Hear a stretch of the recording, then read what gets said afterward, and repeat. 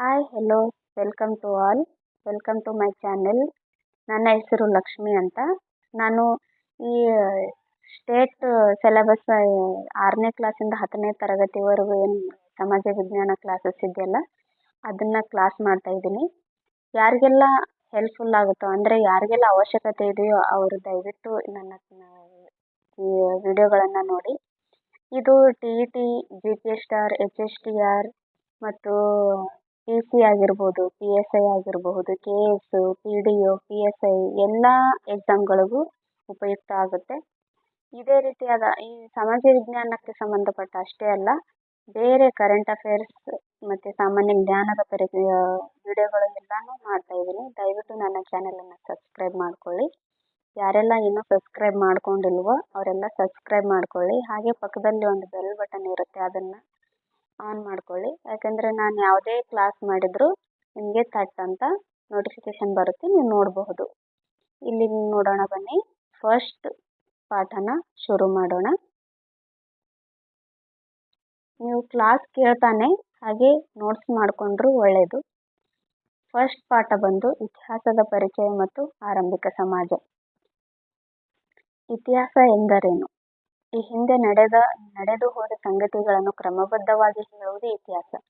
ಇದು ಮನುಷ್ಯರು ನಡೆದು ಬಂದ ದಾರಿಯನ್ನು ಪರಿಚಯಿಸುತ್ತದೆ. ಆ ದಾರಿಯಲ್ಲಿ ಮಾನವರ ಸಫಲತೆ ಮತ್ತು ವಿಫಲತೆಗಳನ್ನು ವಿವರಿಸುತ್ತದೆ.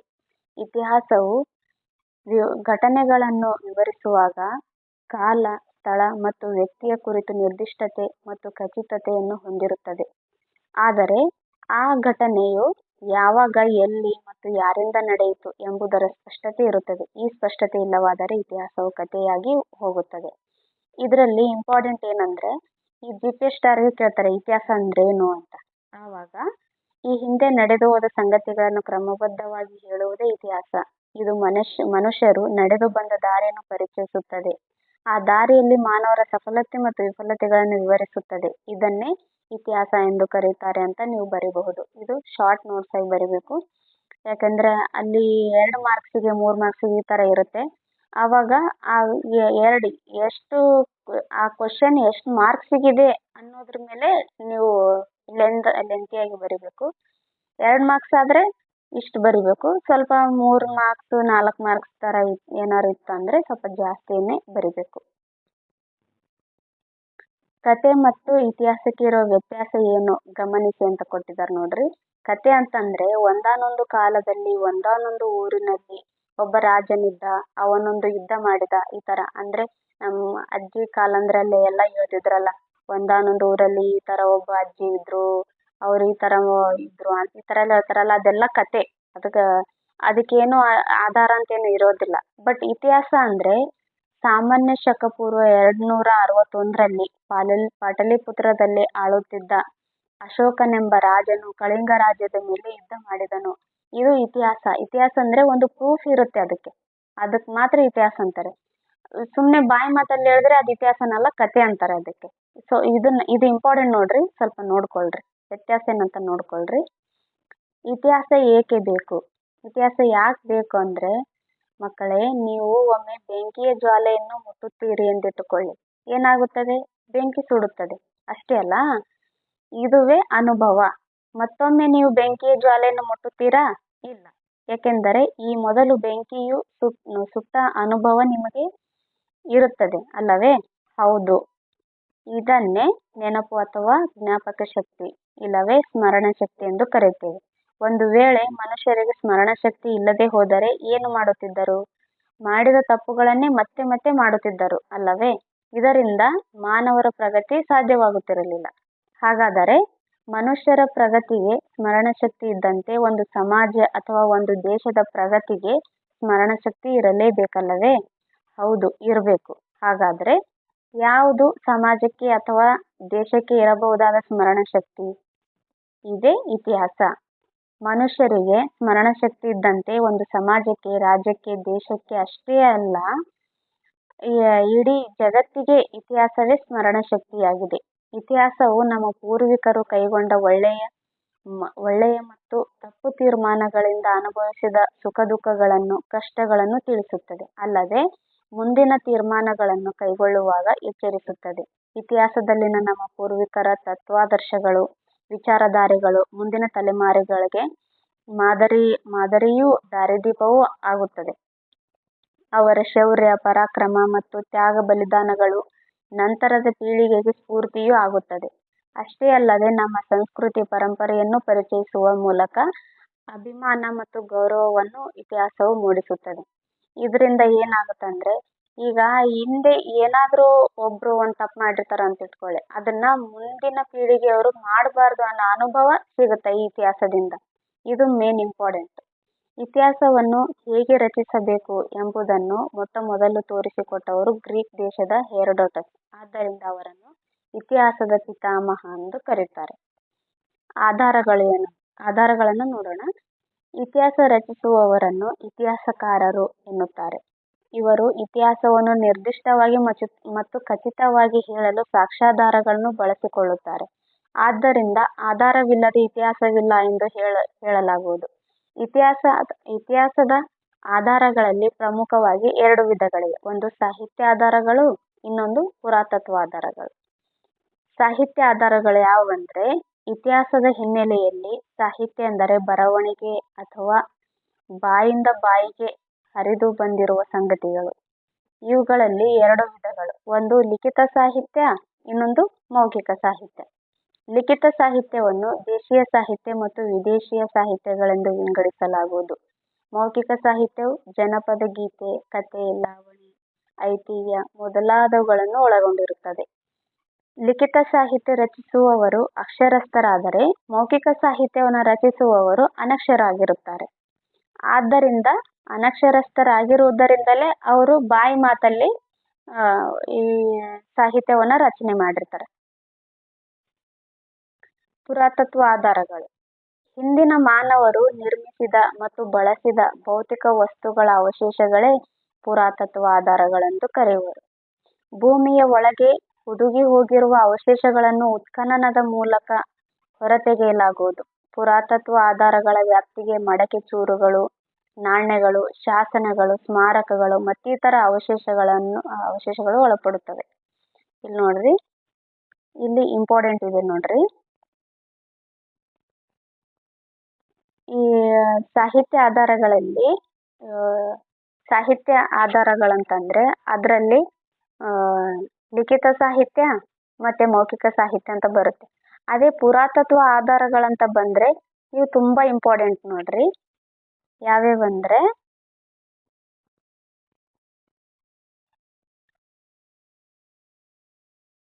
ಮಡಕೆ ಚೂರುಗಳಾಗಿರ್ಬೋದು, ನಾಣ್ಯಗಳಾಗಿರ್ಬೋದು, ಶಾಸನಗಳು, ಸ್ಮಾರಕಗಳು ಮತ್ತಿತರ ಅವಶೇಷಗಳು. ಇದು ತುಂಬಾ ಭಾಳ ಸರಿ ಕೇಳ್ಯಾರ ನೋಡ್ರಿ. ಇದು GPS ಕೇಳ್ಯಾರ. ಅಂದ್ರೆ ಎಕ್ಸಾಮ್ ಬರೆಯೋದಿರುತ್ತಲ್ಲ ಅದರಲ್ಲಿ ಕೇಳಿದಾರೆ ನೋಡ್ರಿ. ಉತ್ಖನನ ಎಂದರೆ ಮಾನವರ ಪ್ರಾಚೀನ ಅವಶೇಷ ಅಥವಾ ಪಳೆಯುಳಿಕೆಗಳನ್ನು ಹೊರತೆಗೆಯಲು ನಡೆಸುವ ವೈಜ್ಞಾನಿಕವಾದ ಭೂ ಅಗೆತವೇ ಉತ್ಖನನ ಅಂತ ಕರೀತಾರೆ. ಆಮೇಲೆ ಬ್ರಷ್, ಕರಣೆ, ಚಾಕು, ಮರದ ದಬ್ಬಗಳಂತಹ ಮೊನಚಾದ ಸಾಧನಗಳನ್ನು ಬಳಸಿ ನಿಧಾನವಾಗಿ ಮಣ್ಣಿನ ಪದರಗಳನ್ನು ಸರಿಸುತ್ತಾರೆ. ಆ ಮಣ್ಣಿನಲ್ಲಿ ಸಿಗುವ ಮಡಕೆ ಚೂರು, ನಾಣ್ಯ, ಮಣಿ, ಹರಳು, ಎಲುಬು ಮುಂತಾದ ಅವಶೇಷಗಳನ್ನು ಹೊರತೆಗೆದು ಅಧ್ಯಯನಕ್ಕೆ ಒಳಪಡಿಸುತ್ತಾರೆ. ಇತಿಹಾಸದಲ್ಲಿ ಕಾಲಗಣನೆ, ಸಾಮಾನ್ಯ ಶಕವರ್ಷ. ಶ ಅಂತಿದ್ರೆ ಸಾಮಾನ್ಯ ಶಕವರ್ಷ ಅಂತ ಕರಿಬೇಕು. ಇಲ್ಲಿ ನೋಡ್ರಿ 6th ಅಲ್ಲಿ ಎಷ್ಟು ಚೆನ್ನಾಗಿ ಕೊಟ್ಟಿದ್ದಾರೆ. ಕಾಲಗಣನೆಯನ್ನ ಮಹತ್ವಪೂರ್ಣವಾದ ದಿನದಿಂದ ಆರಂಭಿಸಲಾಗುತ್ತದೆ. ಅಂತ ಕಾಲಗಣನೆಯನ್ನು ಶಕೆ ಎನ್ನುತ್ತೇವೆ. ಸಾಮಾನ್ಯ ಶಕೆ ಯೇಸುಕ್ರಿಸ್ತರು ಬದುಕಿದ ಕಾಲಾವಧಿಯ ನಿರ್ದಿಷ್ಟ ವರ್ಷದಿಂದ ಪ್ರಾರಂಭವಾಗುತ್ತದೆ. ವಿಜಯನಗರ ಸಾಮ್ರಾಜ್ಯವು ಸಾಮಾನ್ಯ ಶಕವರ್ಷ 1336ರಲ್ಲಿ ಸ್ಥಾಪನೆಯಾಯಿತು. ಎಂದರೆ ಅದು ಸ್ಥಾಪನೆಯಾಗಿ ಯೇಸುವಿನ ವರ್ಷದಿಂದ 1336 ವರ್ಷಗಳು ಕಳೆದಿವೆ ಎಂದು ಅರ್ಥ. ಕಾಲಗಣನೆಯನ್ನು ಇನ್ನಿತರ ಶಕೆಗಳಲ್ಲಿಯೂ ಮಾಡುತ್ತಾರೆ. ಶಾಲಿವಾಹನ ಶಕೆ, ಗುಪ್ತ ಶಕೆ, ವಿಕ್ರಮ ಶಕೆ, ಹಿಜ್ರಾ ಶಕೆ ಇನ್ನು ಮುಂತಾದ ಶಕೆಗಳಿವೆ. ಸಾಮಾನ್ಯವಾಗಿ ಈಗ ಇತಿಹಾಸ ನಿರೂಪಣೆಯಲ್ಲಿ ಸಾಮಾನ್ಯ ಶಕ ಎಂಬುದು ರೂಢಿಯಲ್ಲಿದೆ. ಒಂದು ಶತಮಾನವೆಂದರೆ 100 ವರ್ಷಗಳು. ನಾವು ಸಾಮಾನ್ಯ ಶಕ 21ನೇ ಶತಮಾನದವರೆಂದರೆ 2101ರಿಂದ 2100 ವರ್ಷಗಳವರೆಗೂ ಈ 21ನೇ ಶತಮಾನ ಅಂತಾನೆ ಕರಿಬೇಕು ನಾವು.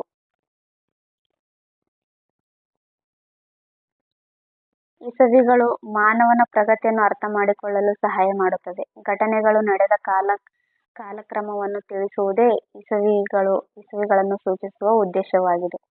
ಇಸವಿಗಳನ್ನು ಕಂಠಪಾಠ ಮಾಡುವುದಕ್ಕಾಗಿ ಮಾತ್ರವೇ ಹೇಳಲಾಗಿಲ್ಲ. ಸಾಮಾನ್ಯವಾಗಿ ಇತಿಹಾಸವನ್ನ 3 ಪ್ರಧಾನ ಕಾಲಗಳಾಗಿ ವರ್ಗೀಕರಿಸಿಕೊಳ್ಳಬಹುದು. ಅವುಗಳೆಂದರೆ ಪ್ರಾಗೈತಿಹಾಸಿಕ ಕಾಲ, ಇದನ್ನ ಇಂಗ್ಲಿಷಲ್ಲಿ ಪ್ರೀ ಹಿಸ್ಟೋರಿಕ್ ಪೀರಿಯಡ್ ಅಂತ ಕರೀತಾರೆ. ಎರಡನೇದು ಪೂರ್ವಭಾವಿ ಇತಿಹಾಸ ಕಾಲ, ಇದನ್ನು ಪ್ರೋಟೋ ಹಿಸ್ಟೋರಿಕ್ ಪೀರಿಯಡ್ ಅಂತಾರೆ. ಮೂರನೇದು ಇತಿಹಾಸ ಕಾಲ, ಇದನ್ನ ಹಿಸ್ಟೋರಿಕ್ ಪೀರಿಯಡ್ ಅಂತ ಕರೀತಾರೆ. ಮಾನವರ ಇತಿಹಾಸದಲ್ಲಿ ನೋಡ್ರಿ, ಈ ಇಂಗ್ಲಿಷಲ್ಲಿನೂ ನೋಡ್ಕೋಬೇಕು. ಯಾಕಂದ್ರೆ ಒಂದೊಂದ್ಸರಿ ಕನ್ನಡದಲ್ಲಿ ಕೊಡೋದ್ ಬಿಟ್ಟು ಡೈರೆಕ್ಟ್ ಆಗಿ ಇಂಗ್ಲಿಷಲ್ಲೇ ಕೊಡ್ತಾರೆ, ಅವಾಗ ನಮ್ಗೆ ಕಷ್ಟ ಆಗುತ್ತೆ. ಹಂಗಾಗಿ ಈ ಕನ್ನಡ ಇಂಗ್ಲಿಷ್ ಎರಡನ್ನೂ ನೋಡ್ಕೊಳ್ಳಿ. ಮಾನವರ ಇತಿಹಾಸದಲ್ಲಿ ಪ್ರಾಗೈತಿಹಾಸ ಕಾಲವೇ 99.9% ಕಾಲಾವಧಿಯನ್ನು ಒಳಗೊಂಡಿರುತ್ತದೆ. ಆದರೆ ಆ ಕಾಲದ ಕುರಿತು ಅಧ್ಯಯನ ಮಾಡಲು ಇರುವ ಆಧಾರಗಳು ಬಹಳ ಕಡಿಮೆ. ಆದ್ದರಿಂದ ಇತಿಹಾಸದಲ್ಲಿ ಪ್ರಾಗೈತಿಹಾಸಕ್ಕೆ ಕೊಟ್ಟಿರುವ ಸ್ಥಳಾವಕಾಶವೂ ಕಡಿಮೆಯೇ ಆಗಿದೆ. ಮೇಲಿನ 3 ಕಾಲಗಳನ್ನು ವರ್ಗೀಕರಿಸಲು ಬಳಸುವ ಮಾನದಂಡವೇ ಅಕ್ಷರ ಜ್ಞಾನವಾಗಿದೆ. ಅಕ್ಷರ ಪರಿಚಯವೇ ಇಲ್ಲದ ಕಾಲಘಟ್ಟವನ್ನ ಪ್ರಾಗೈತಿಹಾಸ ಕಾಲ ಎಂದು ಕರೆಯಲಾಗುವುದು. ಉದಾಹರಣೆಗೆ ಶಿಲಾಯುಗಗಳು. ಈ ಬಗ್ಗೆ ನಾ ಹೇಳ್ತೀನಿ ನೋಡ್ರಿ, ಇದನ್ನ ಸ್ವಲ್ಪ ನೋಟ್ ಮಾಡ್ಕೊಳ್ರಿ ಸೈಡಲ್ಲಿ. ಯಾಕಂದ್ರೆ ಇದು GPS ಅವರಿಗೆ ಬಹಳ ಇಂಪಾರ್ಟೆಂಟ್ ಈ ಪಾಠ. GPS ಅವರಿಗೆ ಕೇಳ್ಯಾರ ಆಲ್ರೆಡಿ. ಅಕ್ಷರ ಪರಿಚಯವೇ ಇಲ್ಲದ ಕಾಲಘಟ್ಟವನ್ನ ಪ್ರಾಗೈತಿಹಾಸ ಕಾಲ ಎಂದು ಕರೆಯಲಾಗುವುದು. ಉದಾಹರಣೆಗೆ ಶಿಲಾಯುಗ. ನೋಡ್ರಿ ಎಷ್ಟು ಚಂದ ಕೊಟ್ಟಾರ. ಯಾವೊಂದು ಕಾಲದಲ್ಲಿ ಅಕ್ಷರಗಳ ತಿಳುವಳಿಕೆ ಇದ್ದು ಅವುಗಳನ್ನು ಇಂದು ಓದಲು ಸಾಧ್ಯವಾಗಿಲ್ಲದಿದ್ದರೆ ಆ ಕಾಲಘಟ್ಟವನ್ನ ಪೂರ್ವಭಾವಿ ಇತಿಹಾಸ ಕಾಲ ಎಂದು ಕರೆಯಲಾಗುವುದು. ಉದಾಹರಣೆಗೆ ಹರಪ್ಪ ನಾಗರಿಕತೆಯ ಕಾಲ. ಯಾವ ಕಾಲಘಟ್ಟದಲ್ಲಿ ಅಕ್ಷರ ಪರಿಚಯವಿರುವುದೋ ಮತ್ತು ಆ ಅಕ್ಷರಗಳನ್ನು ಇಂದು ಓದಲಾಗುವುದೋ ಆ ಕಾಲವನ್ನ ಇತಿಹಾಸ ಕಾಲ ಎಂದು ಕರೆಯಲಾಗುವುದು. ನೋಡ್ರಿ, ಈ 3 ಎಷ್ಟು ಇಂಪಾರ್ಟೆಂಟ್ ಆಗ್ಯಾವಂದ್ರೆ ನೋಡ್ರಿ ಒಂದ್ಸರಿ.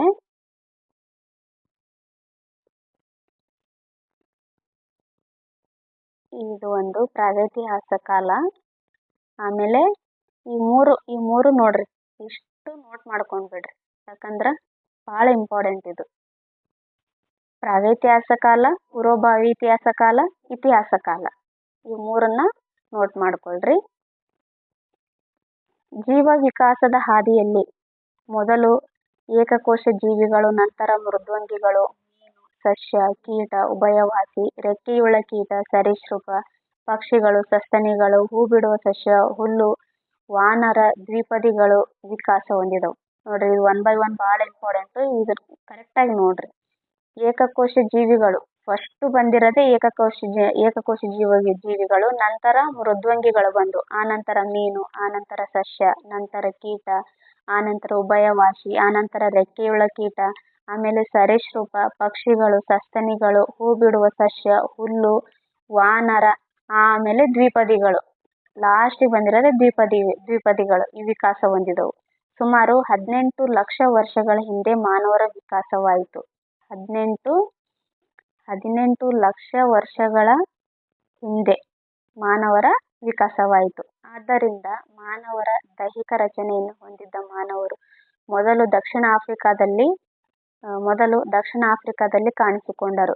ಇವರು ಆಫ್ರಿಕಾದಿಂದ ಪ್ರಪಂಚದ ವಿವಿಧ ಭೂಭಾಗಗಳಿಗೆ ವಲಸೆ ಹೋಗಿ ನೆಲೆಸಿದರೆಂದು ಹೇಳಲಾಗುತ್ತದೆ. ಈ ವಾದವು ಇಂದು ಸಾಕಷ್ಟು ವಿಮರ್ಶೆಗೂ ಒಳಗಾಗಿದೆ.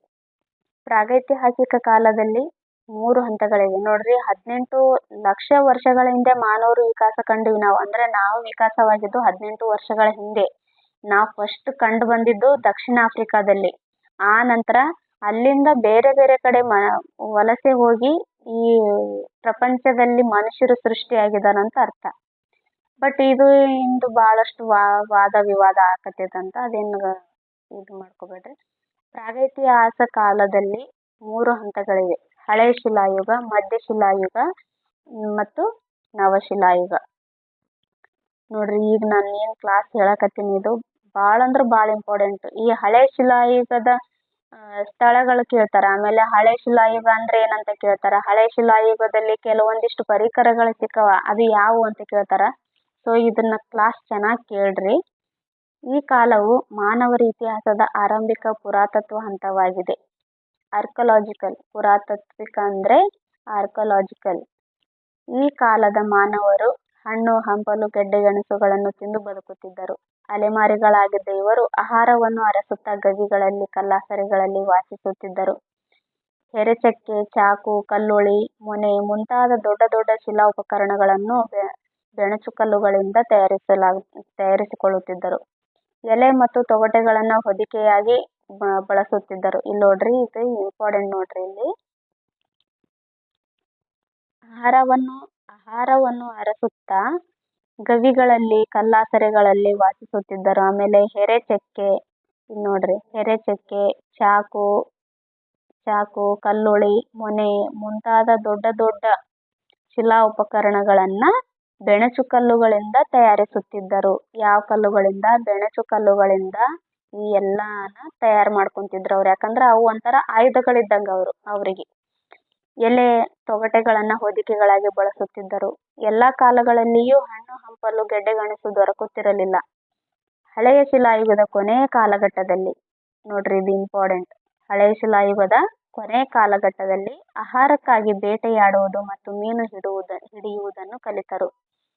ಮೊದಲ ಬಾರಿಗೆ, this is very very important, ಮೊದಲ ಬಾರಿಗೆ ಬೆಂಕಿಯ ಪರಿಚಯವಾಯಿತು.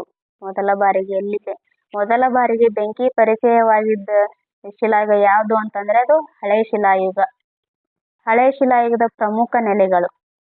ಹಳೆಯ ಶಿಲಾಯುಗದ ಪ್ರಮುಖ ನೆಲೆಗಳಂದ್ರೆ ಮಧ್ಯಪ್ರದೇಶದ ಬೋನಾಲ್ ಕಣಿವೆ, ಕರ್ನಾಟಕದ ಹುಣಸಗಿ ಮತ್ತು ಬೈಚುಗಳ ಪ್ರದೇಶ, ಆಂಧ್ರ ಪ್ರದೇಶದ ಕರ್ನೂಲು, ಅಮರಾವತಿ ಮತ್ತು ತಮಿಳುನಾಡಿನ ಅತ್ತಿರಂಪಕ್ಕಂ ಮುಂತಾದವುಗಳು ಎಕ್ಸೆಟ್ರಾ. ಸಾಮಾನ್ಯವಾಗಿ ಹಳೆಯ ಶಿಲಾಯುಗದ ಕಾಲವನ್ನು 5 ಲಕ್ಷ ವರ್ಷಗಳಿಂದ, ನೋಡಿ ಇದು ಇಂಪಾರ್ಟೆಂಟ್, ಸಾಮಾನ್ಯವಾಗಿ ಹಳೆ ಶಿಲಾಯುಗದ ಕಾಲವನ್ನ 5 ಲಕ್ಷ ವರ್ಷಗಳಿಂದ 12,000 ವರ್ಷಗಳವರೆಗೆ ಗುರುತಿಸಲಾಗುತ್ತದೆ. ಹಳೆ ಶಿಲಾಯುಗದ ಕಾಲಾವಧಿ ಎಷ್ಟು ಅಂತಂದ್ರೆ 5 ಲಕ್ಷ ವರ್ಷಗಳಿಂದ 12,000 ವರ್ಷಗಳವರೆಗೆ ಇದೆ. ನೆಕ್ಸ್ಟ್ ಬರೋದೆ ಮಧ್ಯಶಿಲಾಯುಗ. ನೆಕ್ಸ್ಟ್ ಯಾವ್ದಂದ್ರೆ ಮಧ್ಯಶಿಲಾಯುಗ. ಇದು ಹಳೆ ಶಿಲಾಯುಗದ ಮತ್ತು ನವಶಿಲಾಯುಗದ ನಡುವಿನ ಸ್ಥಿತ್ಯಂತರ ಕಾಲವಾಗಿದೆ. ಆದ್ದರಿಂದ ಇದನ್ನು ಏನಂತಾರ? ಮಧ್ಯಶಿಲಾಯುಗ ಅಂತ ಕರೀತಾರೆ. ಅಂದ್ರೆ ಹಳೆ ಶಿಲಾಯುಗ ಮತ್ತು ನವಶಿಲಾಯುಗದ ನಡುವೆ ಇದರ ಮಧ್ಯದ ಕಾಲ ಆಗಿರೋದ್ರಿಂದ ಇದನ್ನ ಮಧ್ಯಶಿಲಾಯುಗ ಅಂತ ಕರೀತಾರೆ. ಈ ಕಾಲದ ಮಾನವರು ದೊಡ್ಡ ದೊಡ್ಡ ಶಿಲಾ ಉಪಕರಣಗಳ ಬದಲು ಕೌಶಲ್ಯಭರಿತ ಕಿರು ಶಿಲಾಯುಧಗಳನ್ನ ಬಳಸಲಾರಂಭಿಸಿದರು. ಅಂದ್ರೆ ಸ್ವಲ್ಪ ಎಕ್ಸ್ಪ್ಯಾಂಡ್ ಆಕ್ಕಂತ ಬಂದಂಗೆಲ್ಲ ಏನಾಗುತ್ತೆ, ಅವರಿಗೆ ಹೊಸ ಐಡಿಯಾ ಬರುತ್ತೆ. ಇದು ದೊಡ್ಡದಪ್ಪ, ಕೈ ಹಿಡ್ಕಕ್ ಆಗಲ್ಲ, ಸ್ವಲ್ಪ ಸಣ್ಣ ತಗೊಳಮ್ಮ ಅಂತ ಈ ತರ ಐಡಿಯಾ ಬಂದಂಗೆಲ್ಲ ಅವ್ರೇನ್ ಮಾಡ್ತಾರ, ಸಣ್ಣ ಸಣ್ಣ ಶಿಲಾಯುಧಗಳನ್ನ ಬಳಸಕ್ ಆರಂಭ ಮಾಡಿದ್ರು. ಆದ್ದರಿಂದ ಈ ಕಾಲವನ್ನ ಸೂಕ್ಷ್ಮ ಶಿಲಾಯುಗ, ಮೈಕ್ರೋಲಿಥಿಕ್ ಏಜ್ ಅಂತಾನು ಕರೀತಾರೆ.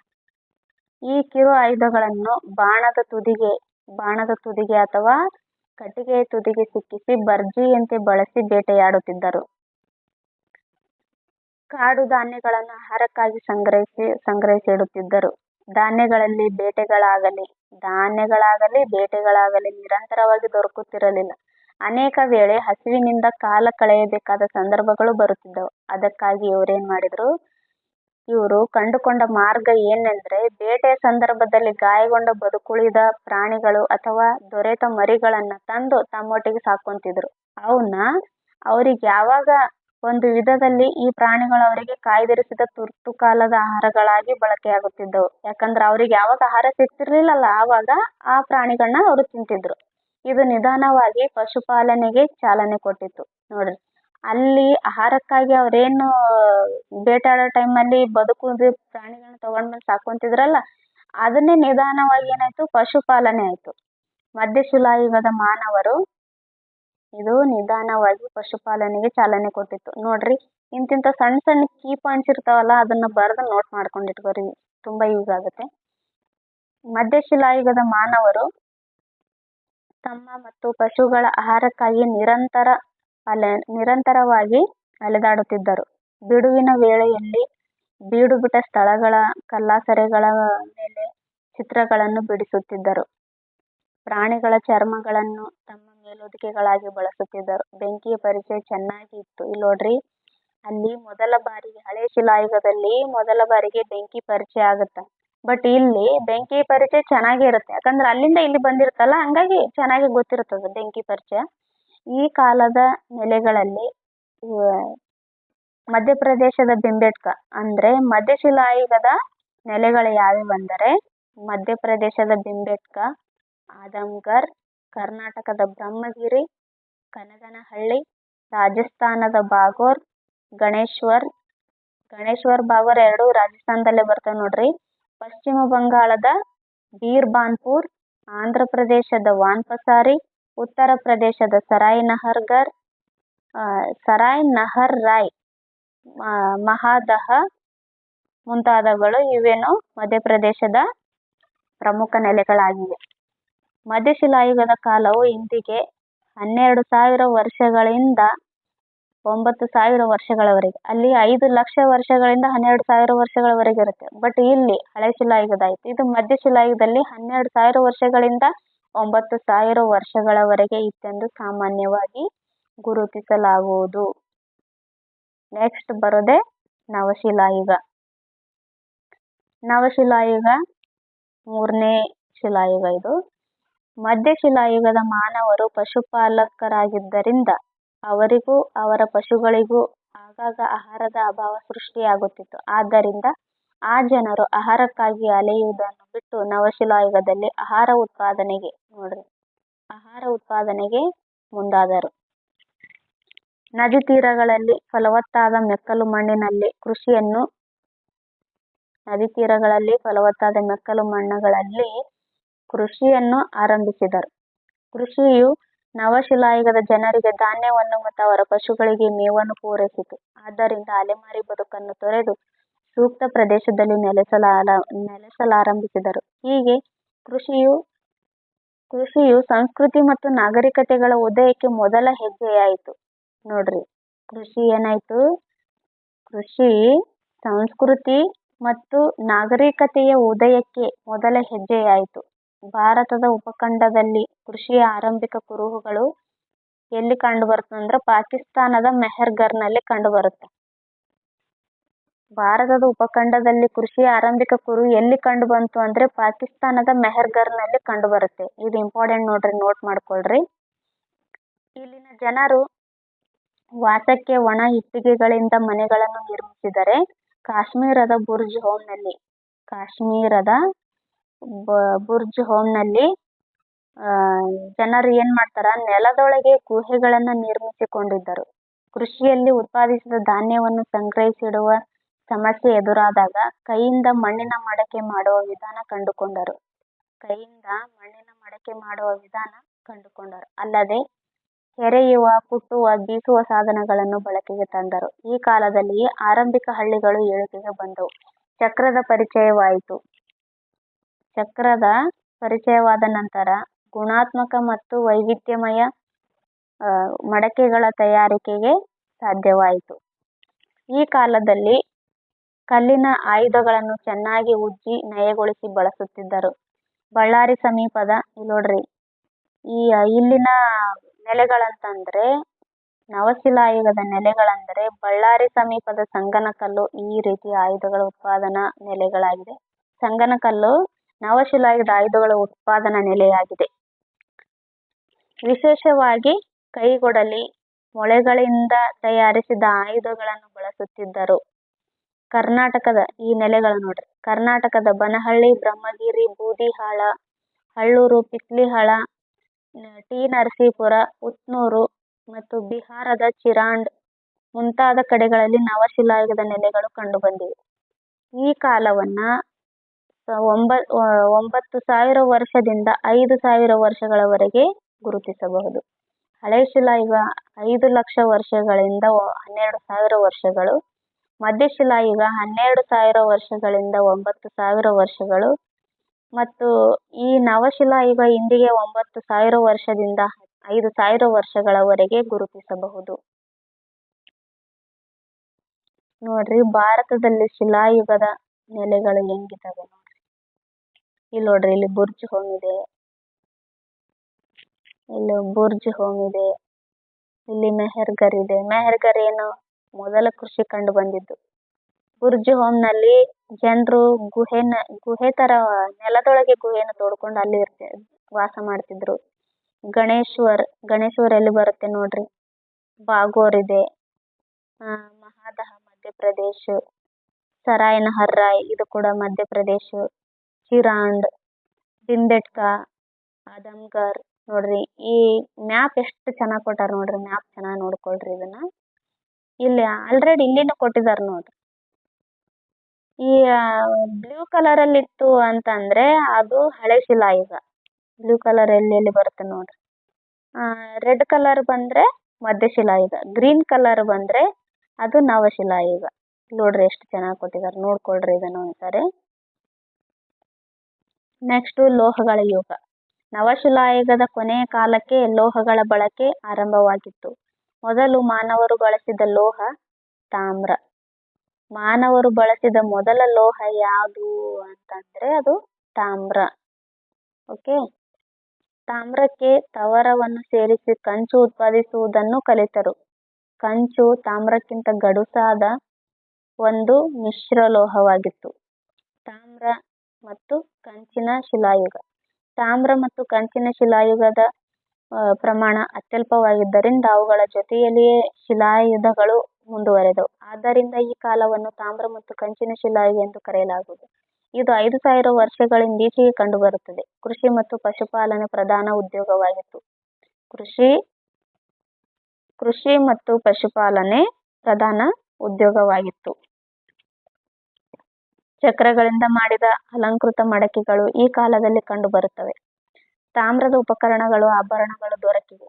ಭೂಮಿಯನ್ನು ಆಳವಾಗಿ ಹೂಳಲು ಮತ್ತು ಅರಣ್ಯ ಕಡಿದು ಕೃಷಿ ಭೂಮಿಯಾಗಿ ಪರಿವರ್ತಿಸಲು ಕಂಚಿನ ಉಪಕರಣಗಳು ನೆರವಾದವು. ಇದರಿಂದಾಗಿ ಆಹಾರ ಪದಾರ್ಥಗಳ ಉತ್ಪಾದನೆಯಲ್ಲಿ ಹೆಚ್ಚಳ ಕಂಡಿತು. ಹೆಚ್ಚುವರಿ ಧಾನ್ಯವನ್ನು ಅಗತ್ಯವಿರುವ ಪ್ರದೇಶಗಳಿಗೆ ಕಳುಹಿಸಿಕೊಡುವ ಮೂಲಕ ವ್ಯಾಪಾರ ವಹಿವಾಟು ಆರಂಭವಾದವು. ನೋಡ್ರಿ, ವ್ಯಾಪಾರ ವಹಿವಾಟು ಕೂಡ ಆರಂಭವಾಯಿತು. ಪರಿಣಾಮವಾಗಿ ವಾಯುವ್ಯ ಭಾರತದಲ್ಲಿ ಸಿಂಧೂ ಮತ್ತು ಅವರ ಉಪನದಿಗಳ ಕೊಳ್ಳದಲ್ಲಿ ಹರಪ್ಪ ನಾಗರಿಕತೆಗಳಂತಹ ಬೃಹತ್ ಸಂಸ್ಕೃತಿ ತಲೆ ಎತ್ತಲು ಸಾಧ್ಯವಾಯಿತು. This is very important. ಇದನ್ನು ಮೊದಲ ನಗರೀಕರಣವೆಂದು ಸಹ, ನೋಡ್ರಿ ತುಂಬಾ ಇಂಪಾರ್ಟೆಂಟ್ ಇದೆ, ಇದನ್ನು ಮೊದಲ ನಗರೀಕರಣವೆಂದು ಇತಿಹಾಸಕಾರರು ಗುರುತಿಸುತ್ತಾರೆ. ದಕ್ಷಿಣ ಭಾರತದಲ್ಲಿ ತಾಮ್ರಕ್ಕೆ ಹೋಲಿಸಿದಾಗ ಕಂಚಿನ ಬಳಕೆ ಹೆಚ್ಚಾಗಿರಲಿಲ್ಲ. ಕರ್ನಾಟಕದ ಹಳ್ಳೂರು, ಬನಹಳ್ಳಿ, ಬ್ರಹ್ಮಗಿರಿ ಮುಂತಾದ ಕಡೆಗಳಲ್ಲಿ ತಾಮ್ರ ಮತ್ತು ಕಂಚಿನ ಆಯುಧಗಳು, ಶಿಲಾಯುಗದ ಆಧಾರಗಳು ದೊರೆತಿವೆ. ನೆಕ್ಸ್ಟ್ ನೋಡೋಣ,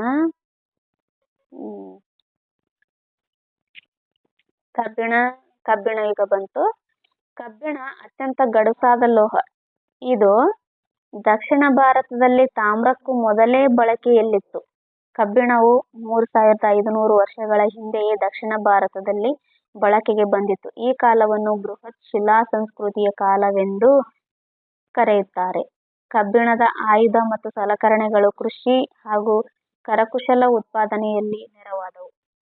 ಉತ್ತರ ಭಾರತದಲ್ಲಿ ಕಬ್ಬಿಣದ ಬಳಕೆ ತೀವ್ರಗೊಂಡಂತೆ ಕೃಷಿ ಚಟುವಟಿಕೆಗಳು ಗರಿಗೆದರಿದವು. ಇದರಿಂದ ಹೆಚ್ಚುವರಿ ಉತ್ಪಾದನೆ ಉಂಟಾಯಿತು. ಹೆಚ್ಚುವರಿ ಉತ್ಪಾದನೆಯನ್ನು ನಿಯಂತ್ರಿಸುವ ಮಾರ್ಗ ಪ್ರಭುತ್ವವಾಗಿ 2,600 ವರ್ಷಗಳ ಹಿಂದೆ ಉದಯವಾದವು. ಅವುಗಳೇ ಗಣರಾಜ್ಯಗಳು. ಆನಂತರ ನಂದ, ಮೌರ್ಯ ಸಾಮ್ರಾಜ್ಯಗಳು ಪ್ರವರ್ಧಮಾನಕ್ಕೆ ಬಂದವು. ಕಬ್ಬಿಣ ಶಿಲಾಯುಗಕ್ಕೆ ಸೇರಿದ ಕರ್ನಾಟಕದ ಪ್ರಮುಖ ನೆಲೆಗಳೆಂದರೆ ಬನಹಳ್ಳಿ, ಹಿರೇಬೆನಕಲ್ಲು, ಬ್ರಹ್ಮಗಿರಿ, ಕೊಪ್ಪ, ಹೆಗ್ಗಡೇಹಳ್ಳಿ, ಟಿ. ನರಸೀಪುರ, ಹೆಮ್ಮಿಗೆ, ಹಳ್ಳೂರು, ಆಮೇಲೆ ಜಡಿಗೇನಹಳ್ಳಿ, ಸಾವನದುರ್ಗ, ಹುತ್ರಿದುರ್ಗ, ಪಾಂಡವರ ದಿಣ್ಣೆ ಮೊದಲಾದವು. ಈ ಎಲ್ಲ ನೆಲೆಗಳು ಕಬ್ಬಿಣ ಶಿಲಾಯುಗಕ್ಕೆ ಸಂಬಂಧಪಟ್ಟಿವೆ. ಇಲ್ಲಿಗೆ ಈ ಪಾಠ ಮುಕ್ತಾಯವಾಯಿತು. ನೆಕ್ಸ್ಟ್ ಕ್ವಶನ್ ನೋಡೋಣ. ಈ ಕ್ವಶನ್ ಈ ಕ್ವಶನ್ ಏನು ಮಾಡೋಣ, ಇವತ್ತು ನೋಡೋದು ಬೇಡ. ಯಾಕಂದ್ರೆ ಈಗ ನೋಡಿದ್ರೆ ಇವಾಗಿಂದ ಅದು ನೆನಪಲ್ಲಿ ಇರುತ್ತಲ್ಲ. ಈ ಪಾಠ ಮಾಡಿದ್ದು ಎಷ್ಟು ನೆನಪೈತೆ ನೋಡೋಣ. ನಾಳೆ ಈ ಕ್ವಶನ್ಸನ್ನ ಬಿಡ್ಸಕ್ಕೆ ಟ್ರೈ ಮಾಡೋಣ. ಓಕೆನಾ? ಇಲ್ಲಿವರೆಗೂ ನನ್ನ ಈ ಚಾನೆಲ್ ನೋಡಿದ್ದಕ್ಕೆ, ನನ್ನ ಚಾನೆಲ್ನಲ್ಲಿ ಈ ವಿಡಿಯೋ ನೋಡಿದ್ದಕ್ಕೆ ತುಂಬ ಹೃದಯದ ಧನ್ಯವಾದಗಳು. ಯಾರೆಲ್ಲ ಸಬ್ಸ್ಕ್ರೈಬ್ ಮಾಡ್ಕೊಂಡಿಲ್ವೋ ಸಬ್ಸ್ಕ್ರೈಬ್ ಮಾಡ್ಕೊಳ್ಳಿ. ನನ್ನ ಚಾನೆಲನ್ನು ಸಬ್ಸ್ಕ್ರೈಬ್ ಮಾಡ್ಕೊಳ್ಳಿ, ಶೇರ್ ಮಾಡಿ, ಲೈಕ್ ಮಾಡಿ, ಕಮೆಂಟ್ ಮಾಡಿ. ಹಾಗೂ ನಿಮ್ಮ ಫ್ರೆಂಡ್ಸ್ ಇತರ ಯಾರೇ ನಿಮ್ಮ ಆತ್ಮೀಯವಾದವರಿಗೂ ಈ ಚಾನೆಲನ್ನು ಶೇರ್ ಮಾಡಿ, ಈ ಚಾನೆಲ್ ಶೇರ್ ಮಾಡಿ ಸಬ್ಸ್ಕ್ರೈಬ್ ಮಾಡ್ಕೊಳ್ಳೋಕ್ಕೆ ಹೇಳಿ. ಈ ವಿಡಿಯೋ ನೋಡಿದ್ದಕ್ಕೆ ಧನ್ಯವಾದಗಳು.